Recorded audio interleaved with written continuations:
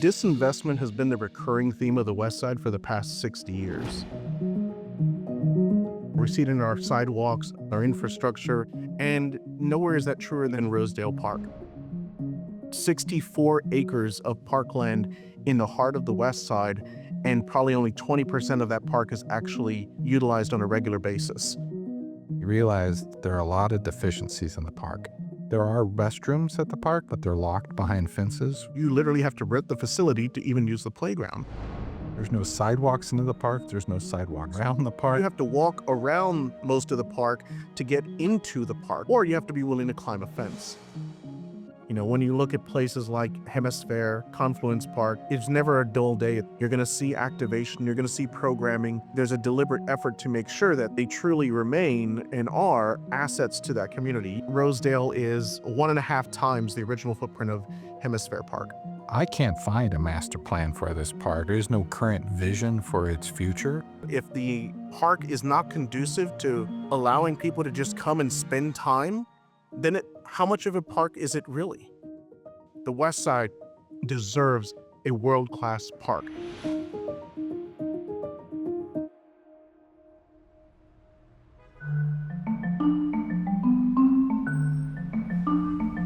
Rosedale Park didn't develop quickly. It took years of community involvement and community pressure to ultimately bring about what's there today.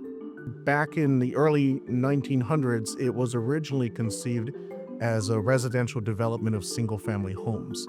And for a number of different reasons, it didn't happen. And then over the years, it just started to kind of fall away. And so in the 70s, the community started to get together and petition the city to actually do something about it. And thanks to the diligent efforts of groups like Cops Metro, YMCA, and many of the residents in the neighborhood, the city then purchased the property and then created Rosedale Park. When you look back at what was built on Rosedale Park in the 70s and the 80s, you can appreciate the fact that that was kind of a highlight of park planning and park development at that time. You look at it in today's eyes and you realize it's really uninviting. There's probably more fencing than there are sidewalks. There's nowhere to sit. There's no shade with Texas heat. We produce a festival that holds sometimes up to 3,000 people in one day. There's a lot that the facilities need.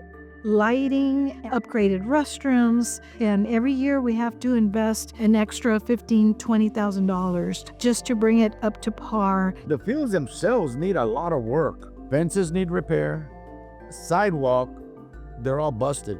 Some improvements are good, and we've had improvements at Rosedale over the years, but the community has come out in those meetings and said, you know, why don't we have walking trails so we can actually just walk around the park? It should serve as a place that everyone should feel welcome.